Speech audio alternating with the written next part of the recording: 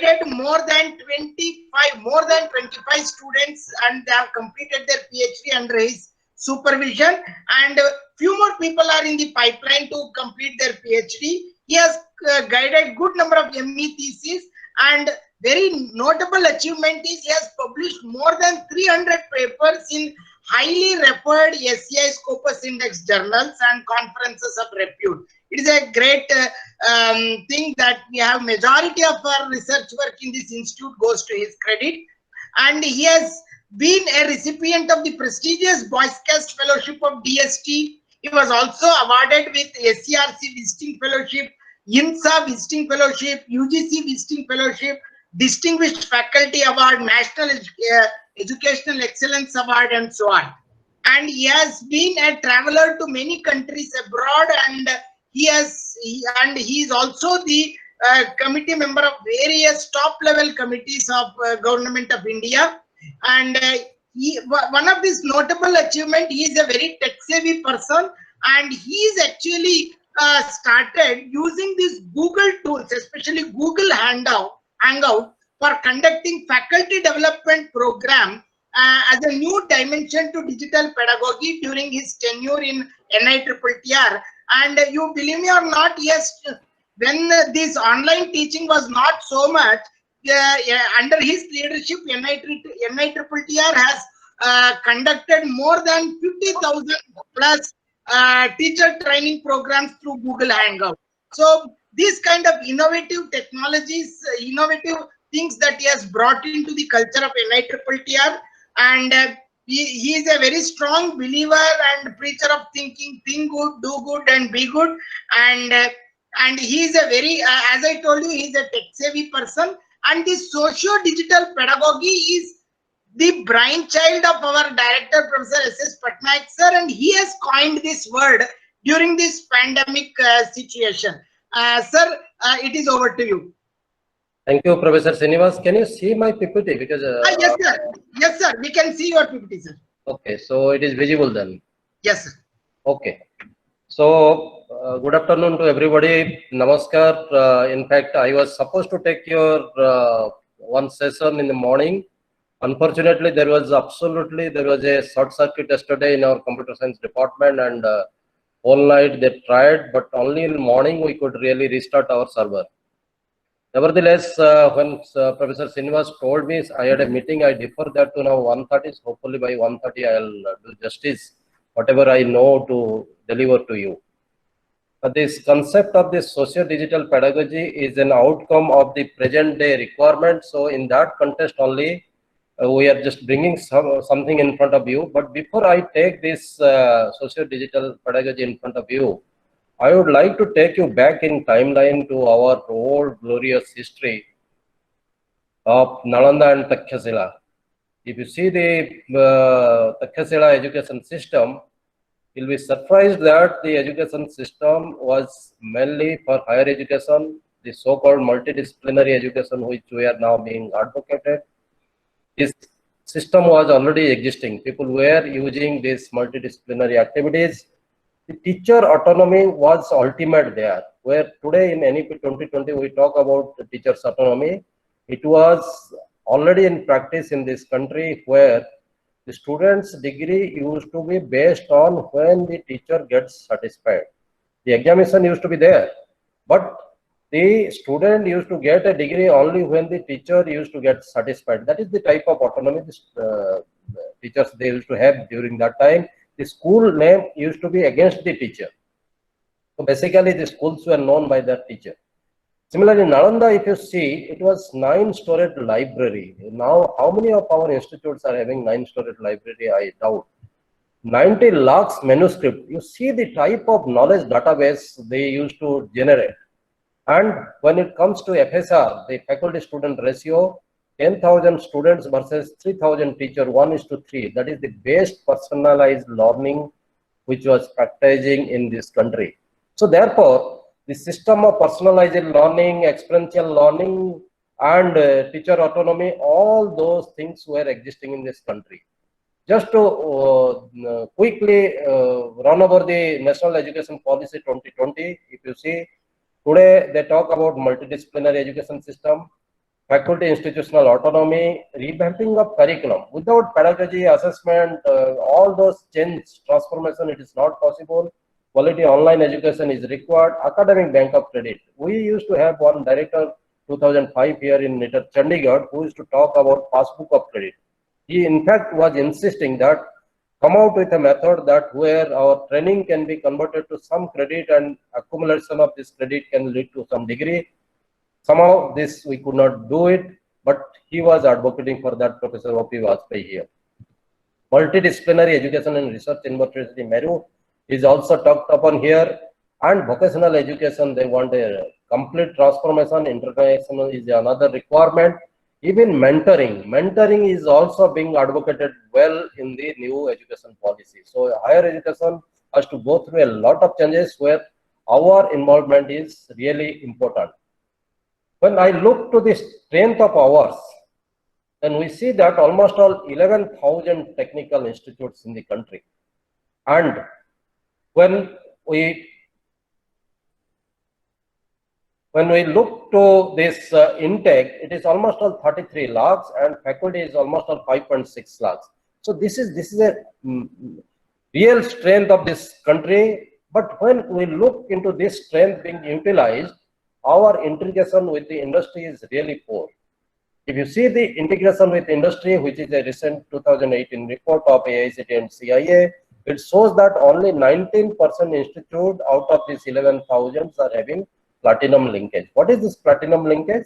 This institute who scores 30% and above marks in certain criteria which they fixed, they get platinum. So imagine that out of 100, only 19% institute could score more than 30% mark. All less, all other institutes are less. So this is a concern for us that our academic organizations, our higher learning organizations are not really getting track with what is happening in industry, and they are not really going in a face to hand with the industry. That is one of the bottleneck of our quality of education. Then when we look into the cash flow, the loss from the country, out of the almost all the MEA report, if you see, almost all 11 lakh students are in the abroad. Every year we are sending 3 lakh students to outside this country. But out of that, only 10 to 12% are limited to undergraduate program. Rest 88%, 90 to 88% to 90% are for higher learning, PG and PhD. So that is a big concern, that if we can really develop our higher education into a very quality level higher education, so we can stop this 90% people who are running out of this country to get better education in their PhD and PG level. So almost all 26,000 crores we are losing. So this is also a loss for our revenue. And now a lot of these new things are happening, foreign direct investment, external commercial borrowing. So all those things are getting facilitated now. So we hope that our GDP investment in higher education will improve with time. This is all about the things which I wanted to just bring to your notice. But we don't like COVID. Nobody, neither you nor me. But for one reason, people like me like COVID is the COVID made us to realize that this country has the strength of digital learning. The students are accepting this. The teachers are capable of delivering through a digital medium, which was not happening the way it was expected much before. Believe me, in 2005, when we used to teach here ePen, how to create video, people used to ask, why? You are a man from antenna, subcomputing, image processing, along with that, why are you teaching this? But this institute, we could realize that one day video-based learning will come into picture, maybe it will improve with time with modern tools, and today it has really come up to that level. Everybody is now getting a push for digital learning, and when I see this COVID, after COVID, I feel that the COVID will not is going to lead to a COVIDial type of education. There will be 4 types of learner. Some learner will be in contact mode, some learner will be in open school mode, some learner will be in virtual mode, some learner will be more aggressive with the technology tool for immersive learning like you will have augmented reality, virtual reality, holographic image. So so there will be 4 types of learners, and digital obviously will be the mode of communication and transmission, all those things. And therefore, I see that the COVID has forced us to think about a COVIDial type of education system after the COVID-19. So this has given us a challenge that how to really see to go for this and how to establish our infrastructure in such a way that we can tackle this COVID year. Ubiquitous learning was taught 2007, 2009. If you picked up some paper, you'll find that it talks about the ubiquitous learning. The ubiquitous learning which we are being taught now is happening today. The ubiquitous learning is really happening today, and this COVID year is outcome of this ubiquitous learning only. So therefore, the technology has pushed the ubiquitous learning to a COVIDial type of atmosphere, and we'll be also looking forward to that situation. When we look into the industrial requirement, Industry 4.0 in that matter more particular, today these industries are looking forward to the people who should be in a position to solve their complex problem. That means they should have a talent of critical thinking, creativity. At the same time, they should be capable of people management, having coordination, emotional intelligence, societal intelligence, sentimental intelligence, and also they should be in a position to take a lot of decisions in terms of service orientation and negotiation. In addition to this, they should have a value for the society. They should have follow ethical practice. They should be responsible for the society, and they should be cognitive flexibility should be also with them. So this type of new skill which are being demanded now, and already we are getting a punch of that. If you see in the present scenario, a lot of things are happening in the areas like Internet of Things, robotic, artificial intelligence. I'm not going to have deliberation on this. Big data analytics, digital marketing, cyber security, 5G and beyond, because if you see the 5G and now the 6G, also people are talking. If we really come up with those type of facilities here, lot of things seamlessly is going to happen in virtual mode. Even today, when we talk about the 3D printer, you'll see that 4D printer is already in laboratory tested, where the material characterization also can be changed. So that is the type of things are happening. So AR, VR, and the holographic tools are coming into our scenario of applications, and disruptive technology has really created a challenge for us. Therefore, challenging the challenges is more important for us to really handle this type of situation.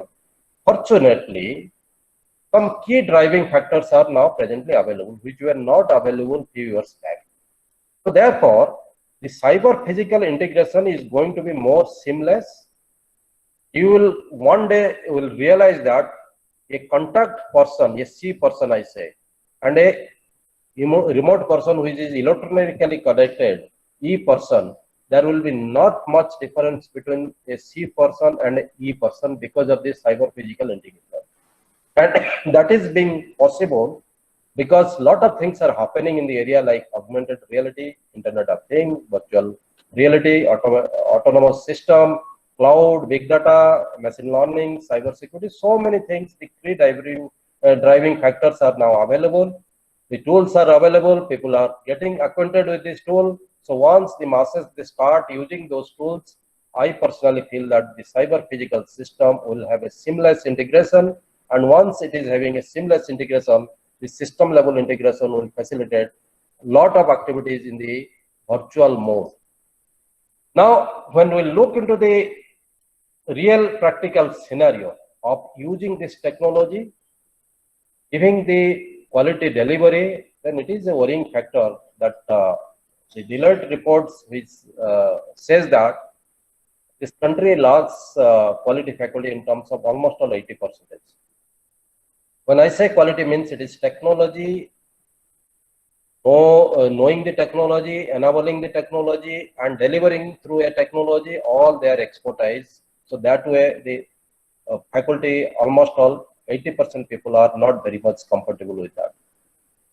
Absolutely, I agree with this particular thing that our curriculum, because I have headed a technical university, I know the scenario.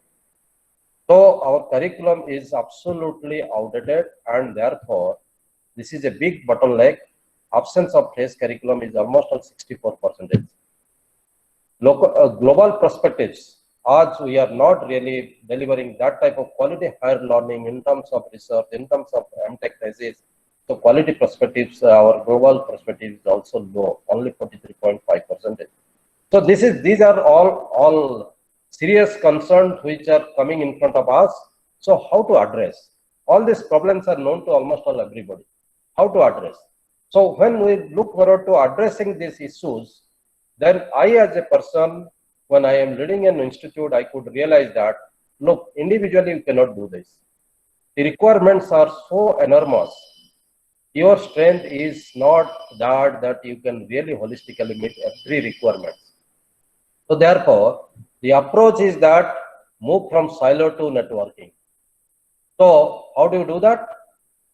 Instead of devoting much time now innovation, it is now innovative way, intelligent way of implementation. That is the approach one institute should follow. So don't try to really innovate everything. It should be innovative, intelligent implementation approach, which should be innovative. Then I personally believe that since we have agreed that silo will not work, then what are these which are going to really drive? I personally feel that partnering builds strength. That you have a house with 4 walls, but if there is somebody who is ready to spend another 4 pillar for you, then you can really build a strength and you can put another floor on the top of that house. So partnering builds strength.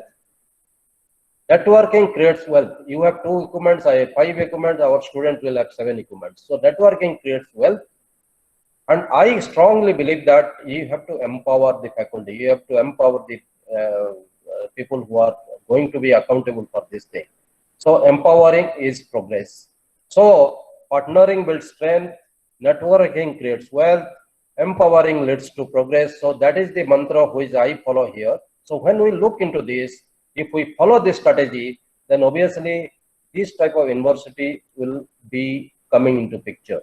Experiential university where the Nalanda Takshashila type of concept can be possible through cluster of different type of institutions coming together and becoming seamlessly integrated so that they becomes the experiential university approach. Engineering students can learn political science from the adjacent college. A student from arts can come and learn something. A music student may come and learn something from the computer and electronics to get more musical input skill in this direction. And when it comes to the subscription university, I'll give you a small example in this. Today, you know SWAYAM. SWAYAM is a subscription platform where you subscribe and get some credit for that. Tomorrow, imagine that this type of subscription platform becomes an university. So, lot of input, lot of credit you will be earning from those type of subscription university. When we go to the sharing university, you might have heard about the NEET platform of AICTE. What they have done, they have brought all these educational developing companies who are developing tools, who are developing instructional material, who are developing CMS, who are developing LMS, all those people together to one platform where they are sharing their all resources. And if that NEET platform tomorrow becomes an university, this university will be in a position to give you a lot of materials which the students will be looking forward to. So therefore, you'll see that in time to come, the experiential universities, subscription universities, sharing universities are going to be a reality. And when I look into the socio-chain impact, the global communication infrastructure has developed tremendously over the years. I being from a communication engineering department, I know how much infrastructure development has taken place in this area. The engineering tools are day by day going to be marvelous. They are so easy. They are taking care of so many unsolved problems, that is ill-posed problems. Things are being answered here. The public infrastructure is improving day by day. Asset management, entrepreneurship, planning, all those things are now through a smart ERP system. Digital fusion is taking place. Disruptive technology, we are feeling the punch of that. So there is a lot of this social chain impact is coming. Therefore, when we talk about the education 4.0 and beyond, then you have to start from an empty container.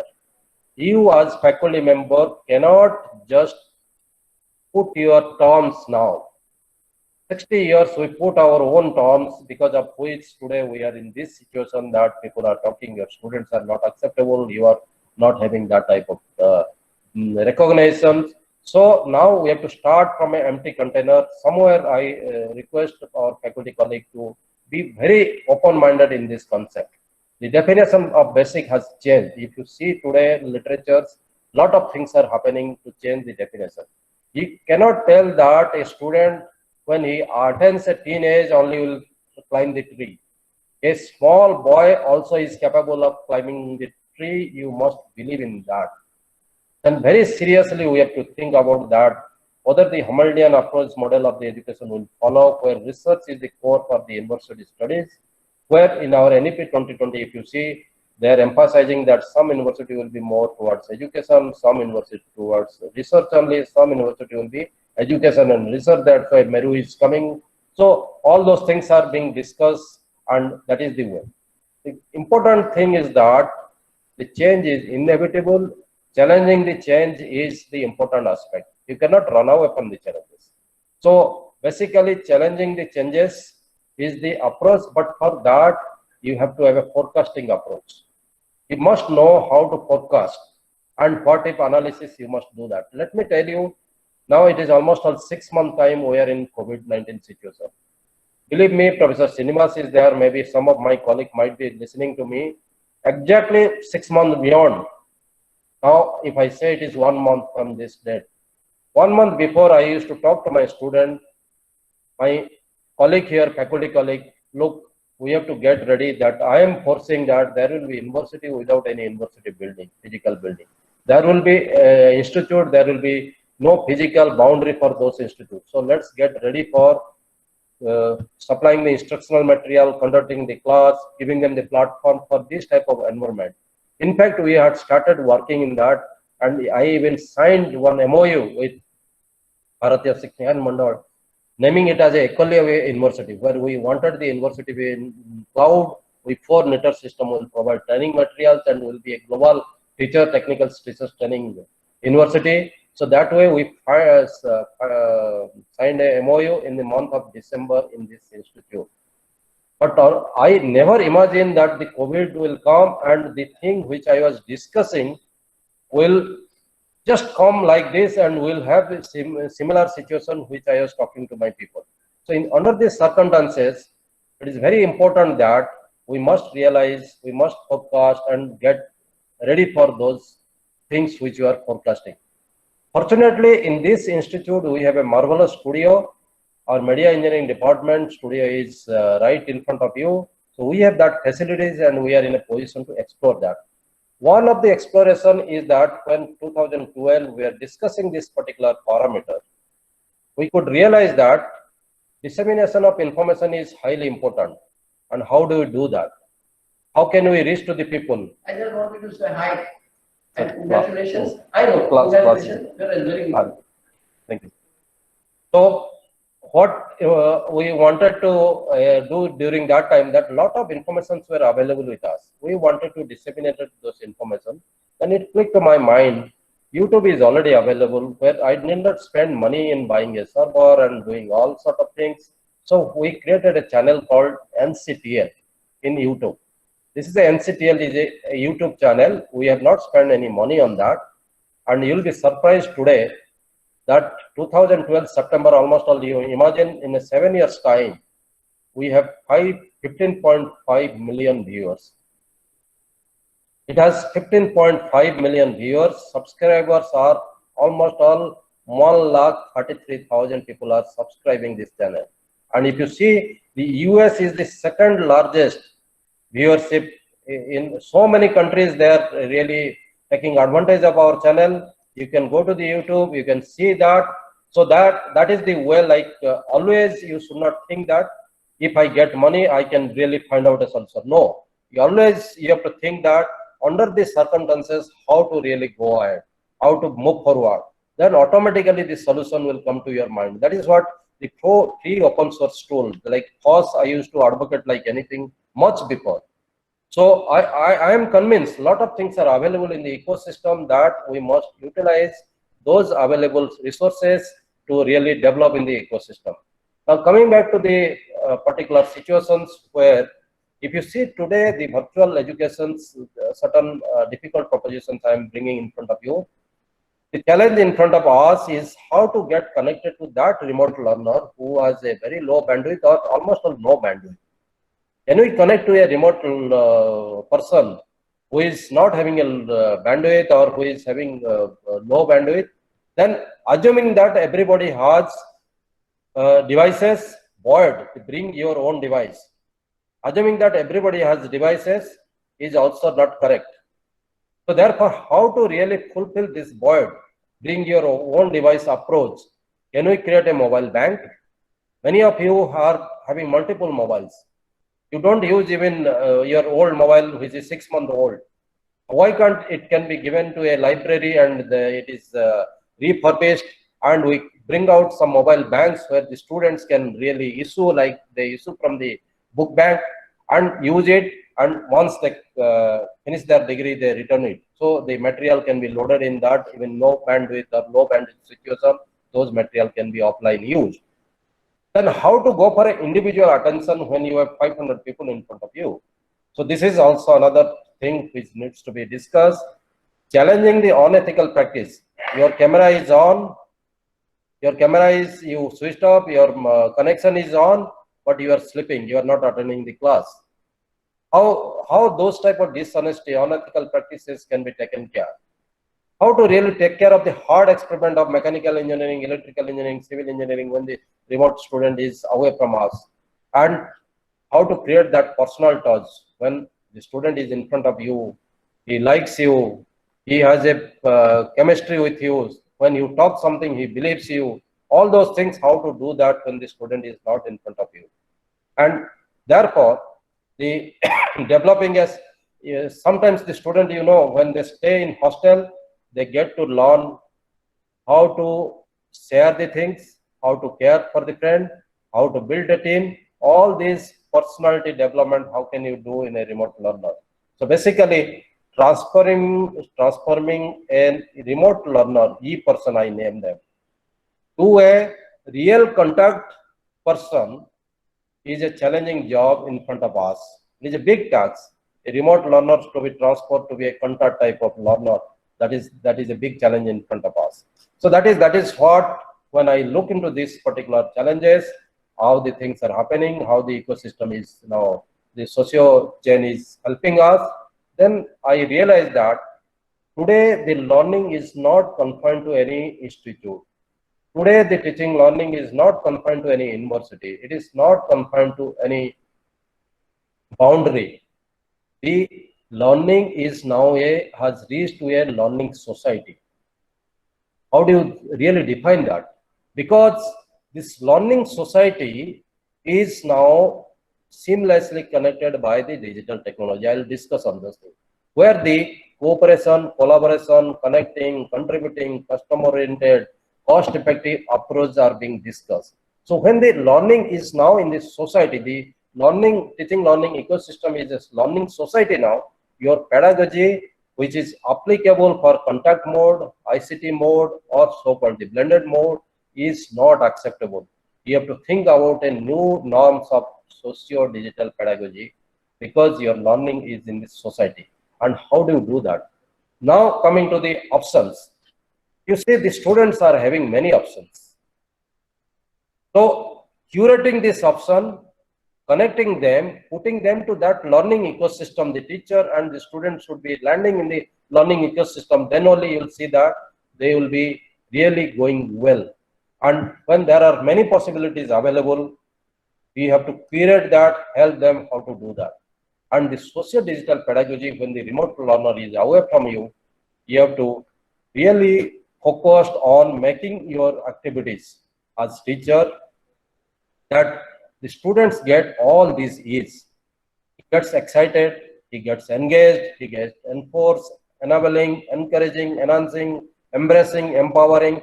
Ultimately, also on while learning, some earning should happen to him, So that is the way I look forward to the socio-digital pedagogy will lead to this. I have just a very draft rubrics I am bringing in front of you just to tell you that this is possible through a remote approach.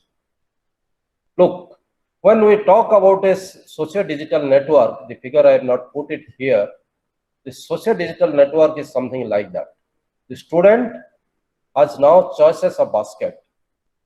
So those who are aware of the neural network model, they can understand very well. I have just created a neural network model for this socio-digital aspect. Imagine that the node is a student.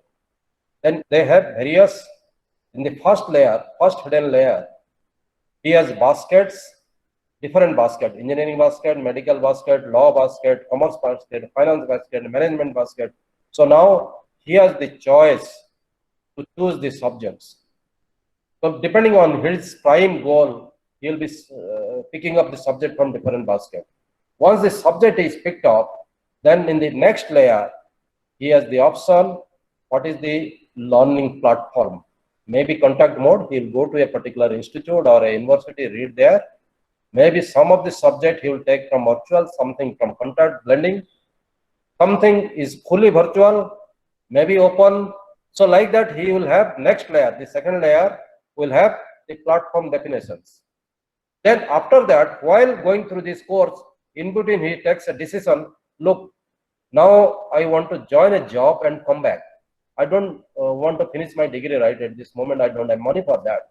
So some of the students will tell, no, let me finish my degree. So they will complete, the decision comes now. So they will complete the degree, outcome, they will get a degree. Then their feedback will be lifelong learning. Whenever they want to learn, again, they come to the different baskets of the subjects and get learning from that. Whereas a student who is taking a decision that I have studied something, some of the subjects are left. So let me finish this subject after I come back from the industry. So he'll quit in between. His academic bank of credit is maintained by you. So your ABC is now captured. He goes back, goes to the industry, serve there from some years, come back, again, go back to the basket of subjects, picked up the subjects, then complete the degrees, gets the degree. So that is the way when the things are happening. So how do you really take care of the socio-digital aspect in this? You can see. Therefore, the work-based learning is one of the concepts which we'd like to discuss here. People talk about the project-based learning. The new concept is work-based learning, which started way back in 2017. So in work-based learning, if hard experiment which you want to be performed in your laboratory, why can't the student be clogged to those type of experimentation so that the nearby industry, maybe a computer science student can be part of the e-governance cell of the block, or some NGO, they are looking forward to some help, this person can go and provide a solution to that. So those type of experimentation, the hard experimentation can be possible even in remote situation. Or the nearby colleges, he is taking everything virtually from you, maybe a nearby infrastructure he access for this hard laboratory. Because 50% of your course can through this soft laboratory, it is already accepted. So 50% of your course can be through a soft laboratory. So he is doing everything through the soft laboratory. The rest person, maybe from the nearby institute, maybe from the government or private organizations which are having work for this type of experimentation, and the NGOs and the startup, many options are now available. So therefore, just demanding that for doing the experiment, he should come to you, this is really not good. So therefore, when the society is now completely a learning society, we must open up this type of platform. So in this socio-digital pedagogy, how do you really evaluate a project work? So here, rubrics which I am presenting, it is a rough rubrics for you, because intentionally the fair rubrics I have already developed, because the socio-digital pedagogy is now going to be published. So therefore, I have kept a rough rubrics for you in a particular issue. Rest of the things I leave it to as the tags. So if you see here, just think, how do you evaluate a project work? When we evaluate a project work, we see how good his problem definition. Did he really went through a lot of literature review? Did he find the gaps properly? After that, did he define the problem? And what is that he is trying to find a solution? so that these gaps can be attended to, and easy really taking care of the available resources, all those things while defining the problem. So a problem definition is one of the criteria which in our features of evaluations. Then second is, what is the solution? What extent he could solve? He defined a problem very well. To what extent he could solve? Did he give a very good solution, a complete solution, a partial solution? Only software could be developed, the hardware could not be, or the hardware could develop, software could not be. All this solution aspect is one.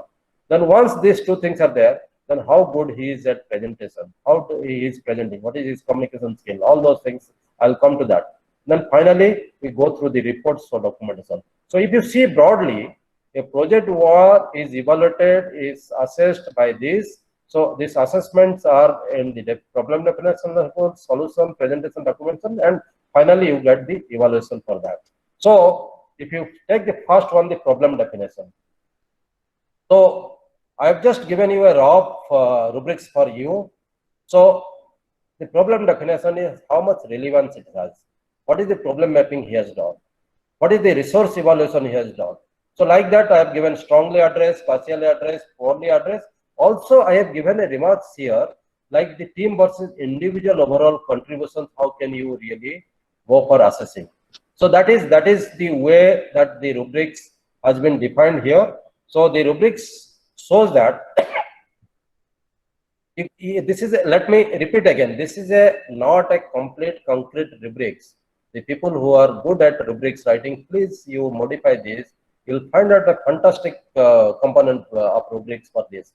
If you look into this rubrics, none of this assessment, none of this grading is possible in a remote location. Everything is possible.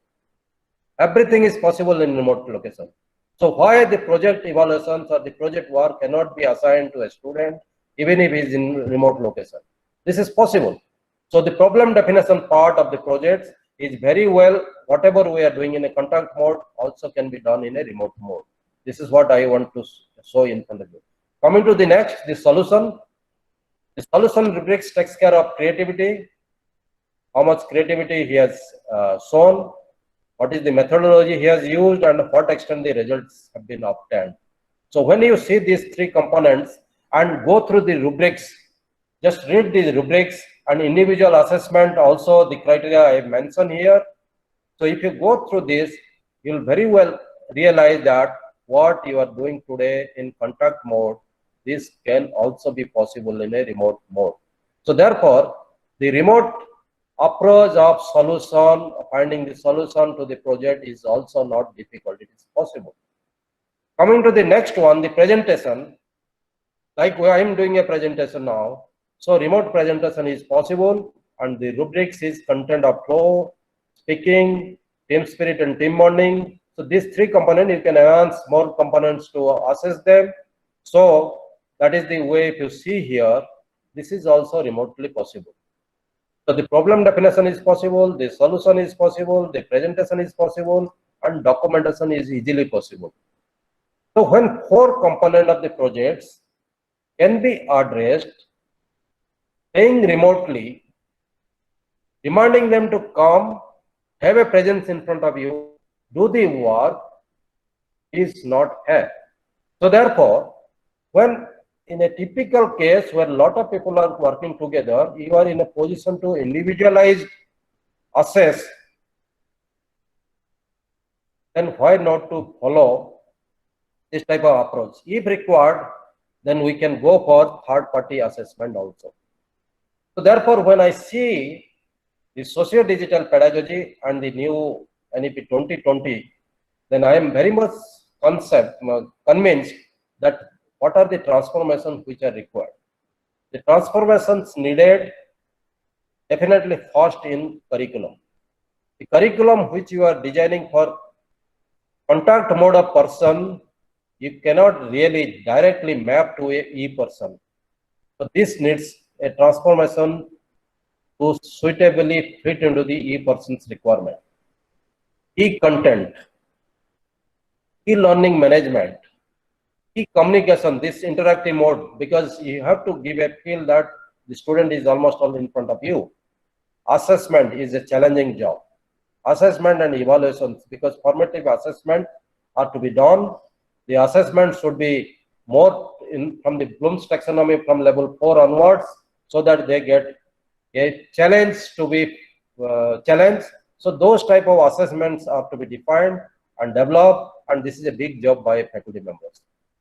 Then experimentation, this soft skill, how do you really, with this soft laboratory, how do you conduct this laboratory? This is also another important aspect. Then how do you really do this project activities, collaborative activity, collaboration? Then how do really a group consultation is possible? Then how it is not only study. While they are in the campus, they do this institute days, institute nights, a lot of the cultural event. How you can really make that through e-medium also, e-socialization, how is possible? And ultimately, can they be part of this digital service? So much enormous digital service are now coming up. So can they be part of this e-service so that earn while learning concept can be implemented? So going to the first one, the e-person curriculum. As already I told you, not a direct mapping of contact mode of curriculum, clustering of subject leading to more choices at the higher semester. You have to give a pyramid. At the base level, the foundation is like this. It is a conical approach. The base level, it is more towards foundation. So they will have a less patterning of the curve in the base. Because first year, second year, they will be reading more towards the fundamental requirements, which gives them the foundation.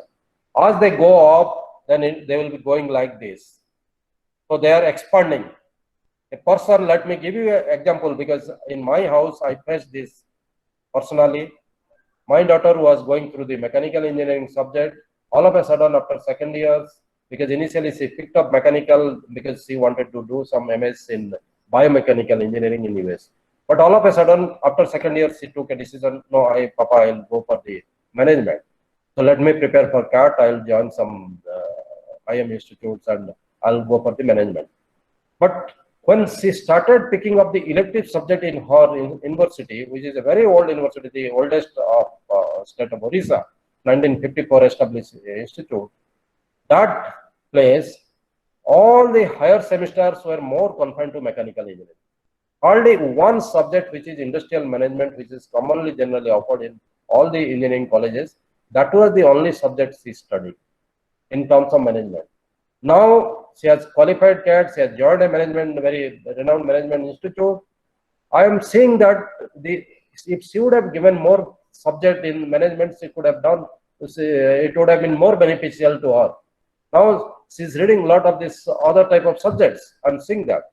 So these type of selections of choices, as the student moves towards the third year, fourth year, they should have plenty. Now the NEP talks about the undergraduate course in 3 years time. So obviously the fourth year will be more research oriented, or so like that things will move. Then gradual movement towards the specialization of interest, because the students should really get a proper platform to explore their specialization of interest. So that cluster of subject, that basket of subjects we have to. The soft laboratories are to be developed, which we'll discuss as a separate skilling case. Hard laboratory by social and industrial integration. Yes, in engineering on technical institute, without hard laboratory hands-on, you cannot be an engineer. But if the person is in completely in a distance place, he is unable to come to your institute or university, how to do that? Then there comes the networking partnership. So the nearby facilities should be extended to him, the cafeteria approach should be done so that he goes there and do the laboratory. And 50% curriculum to be work-based. It is not project-based, let me tell you, work-based. So then only the students will be diverted towards the industrial requirement, societal requirement, NGO requirement, startup requirement. That is the way. So we have to really integrate ourselves towards the society, industry, NGO, startup. Our curriculum is missing these factors. We have a curriculum development center here. I know that. So somewhere we have to think in this line. When it comes to the e-content development, e-content development is very challenging. Let me tell you, today's scenario, developing e-content, when the students have multiple options, it is very difficult to keep them intact to the screen. So therefore, it should be more exciting and challenging type of, engaging type of things. maybe a lot of these tools you have to use, and certain challenging problems like sometimes I feel, even though in this type of platform I should not speak, but I don't resist myself of telling this thing. If you can create a content which is PUBG game type, the student will be lost in those type of learning. I wish if faculty member creates those type of contents which creates a PUBG type of eagerness in them, learning the things, getting the tools, going for actions, all those things can be really happening. So those challenging type of content, if you can. And let me tell you, in 2005, when we used to teach the video scripting for instructional video development, then we used to tell them, look, the video should have a 4-format approach.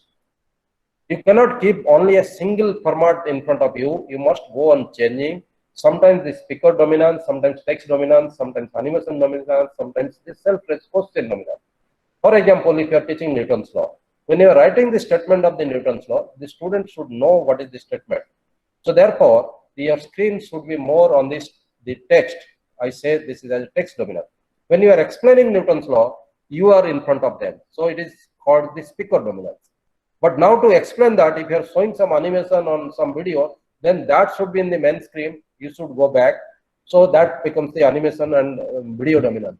And after that, if you are asking them some questions, they have to answer that. Then the class environment should be shown that multiple people are answering. So that gives a feel like, yes, this is happening in real sense. So that is the type of 4-quadrant video development. And today SWAYAM has also 4-quadrant system. So there e-content, there video, there the assignment, and the dashboard interaction. So those 4 quadrants are to be maintained. Also, the video should be done in 4 quadrants. So therefore, when you are creating this assignment, make sure that you are putting them in the critical thinking. They look there. There is a term called creating, sharing, caring. Creating, sharing, caring. Creating means the student should be in a position to create a problem for himself and solution for himself. If he fails, then he should share. He should find out his neighborhood who are having similar type of talent to help him. Finally, the teacher or the senior should care so that he gets a proper solution in place. So this critical thinking will be more successful if we follow a strategy of creating, sharing, caring. So maybe we can think in this direction. Interaction in dashboard is more interesting.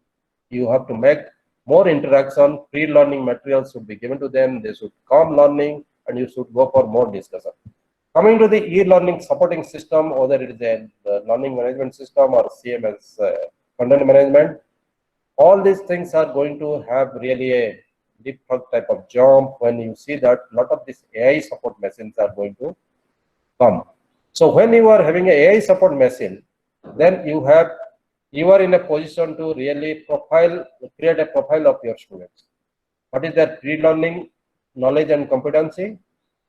When your intervention has come, how much they have learned in between, and after completely it is over, what is the post profiling of the student is possible. You can really create a data.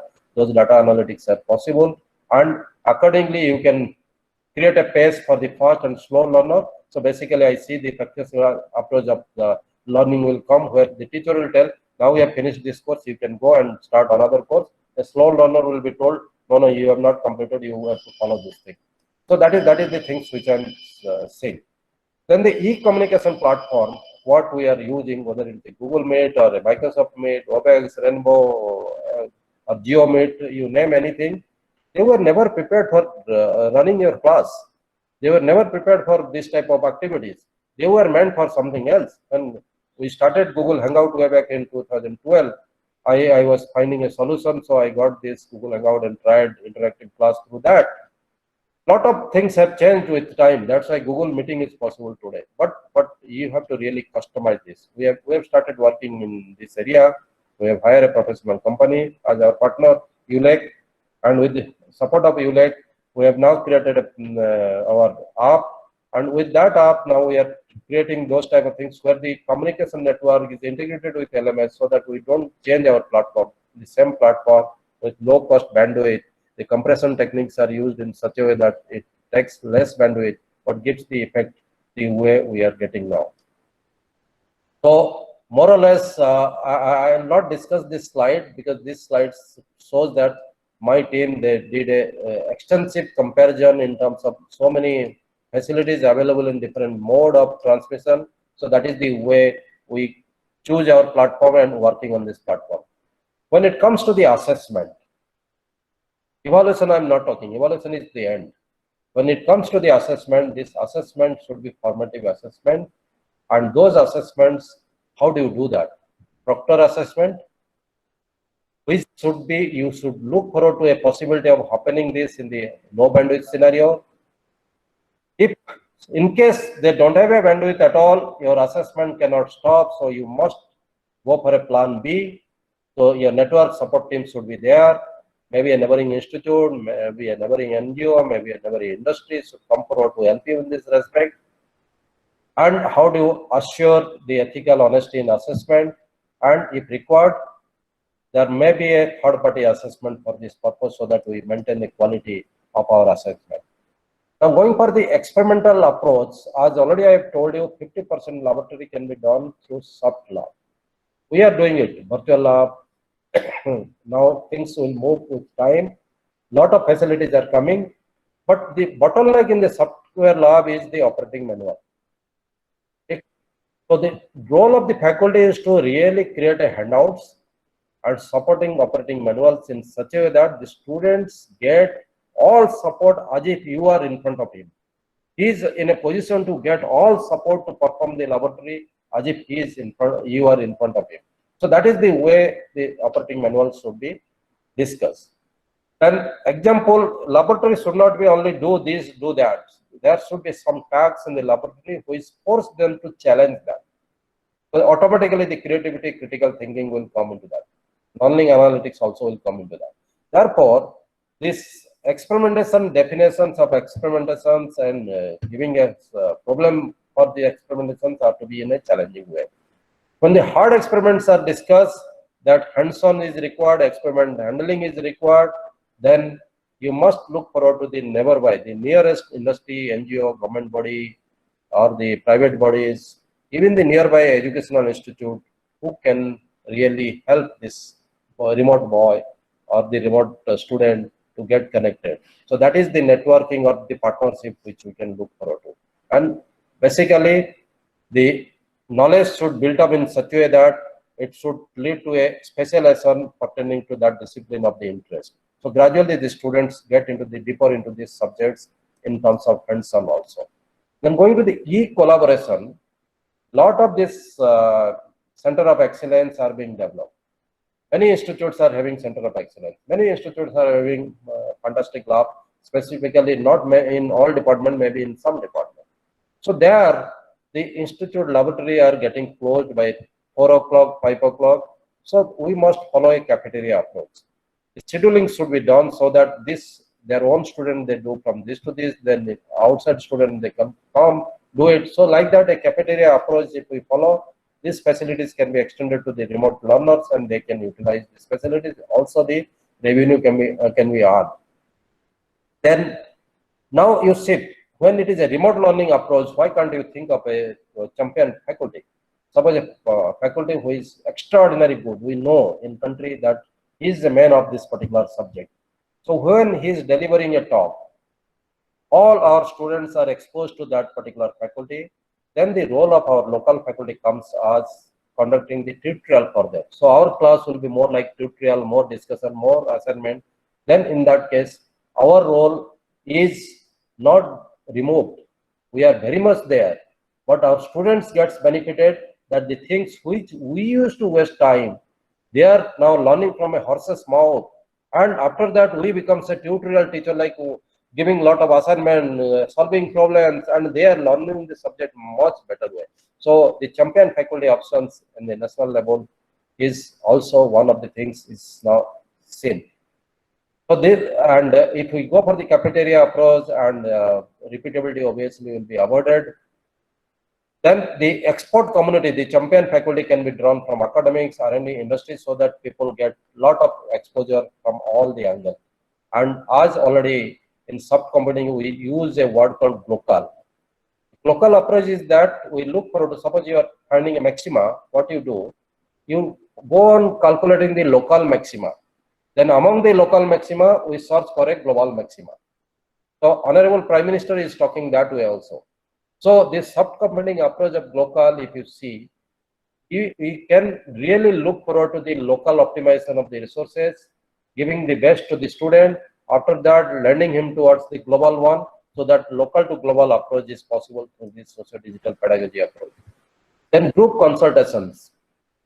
As it is done in the contact mode or the regular mode of teaching learning, the tasks for the groups should be defined. In this case, the senior has to play the first and assistant role. So once the group is doing a task, any of their first and assistant, in terms of doubt, in terms of looking forward to certain thing, the immediate senior will play the role of the first and assistant. And how do this senior will be rated? Based on their group report, based on the group performance, the seniors will get a credit, or the grading of the senior will be based on that. So therefore, the senior is not just doing the activities like that. It is part of his assignment. The part of his assignment is to help. So if the junior is performing well, the senior will get a good credit because he has done the job well. The second hand support will come from the faculty coordinator. So therefore, if we create a two-tier system, then this two-tier system of learning in management, good institute of management, it is happening. In fact, in my house, I'm seeing that how my daughter is going through the seniors interactions, then after that the faculty interaction, all those things. So this is an established thing in a management institute. So why can't we follow this similar type of things? And the faculty coordinator should be the finally group facilitator. So it is a second tier or two-tier system which I am talking. So creating an ecosystem of group competition, group individual assessment, these are the things which group consultation is required. Coming to the socialization, group socialization. In only study is not the requirement. Holistic development is requirement. So therefore, we conduct a lot of extracurricular activities. Different clubs are there in the institutes. So here also remotely it is feasible. Today, orchestrating of the events is possible. A student staying in his home can sing, a tabla player can play from another place, a guitarist can play from another place. Why it cannot happen? It is happening, in fact. So those type of sharing of the extracurricular activities, planning a group, again a senior becoming a mentor for them, different clubs can be generated, and whatever you are doing in a contact mode, in your remote mode, it is also feasible. So therefore, in this context, if I see this society is now facilitating this type of activities, so societal learning is possible, and this is a scenario which you can see. Group of senior to act as evaluators, so pre-assessment is by senior, the final assessment by the faculty. So even if you are going for a extracurricular activities grading, the pre-assessment will be by the senior, and then as we are now more advocating towards the virtual learning, blended learning, flipped classroom, lot of these digital services are required. Lot of assistants are required. Lot of local services are needed. So hiring professional for them will be a costly affair. But our students, to a large extent, they can solve initial issues.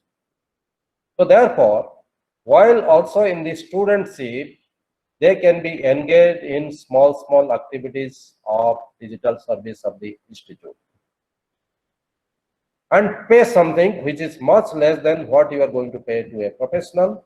But at the same time, when they are being paid, you can really create a concept of earn while learning. So they can meet their local expenditure out of your support. You get a service, they get earned for going further in their education system. So that is the way these things can be also visualized. E-service is also possible. One very important thing I want to tell you, without quality, our survival is not possible. Survival will be at question if you are not maintaining the quality. How do you do that? You have to put a self goal for yourself, keeping the ecosystem in front of you, how the things are happening. Put a self goal for yourself to achieve this quality. There should be planning, monitoring task force who will create the benchmark, monitor and ranking, accreditation, all those things have to be done. So without that, it is not possible. We are very serious in this now. We are looking to really create a different type of benchmark for ourselves. And this is dynamically can be monitored, dynamically feedback can be, remedial action can be taken as AI supported engines are going to help in that way. So therefore, when I see all these transformations, each transformation which I discuss has its own rubrics. We have created some, we are creating something. So those rubrics are really giving us a guidelines how to go for a socio-digital pedagogy in this direction. One of the rubrics, which is for the project evaluation, I have already told you, but that is also in a raw format. You can go for a detailed discussion on that. Maybe I'll request Srinivas that you can take an assignment out of this that asks them to go for a, one of the rubrics, one of the transformation they can create a rubrics. So maybe when, they will place in front of you. Maybe we can evaluate later stage and see to them who was written well. So that type of situation may be possible. So these transformations, if you really create a nice kind of rubrics, keeping this remote learner in your mind, creating the ecosystem in such a way that they have a baskets of learning subjects, they have different platform of learning, they have a decision tree. That decision tree will give them the options of getting a degree or to go back to industry and come back. All those things are possible, and therefore the total environment is a completely ecosystem of socio learning, not institutional learning.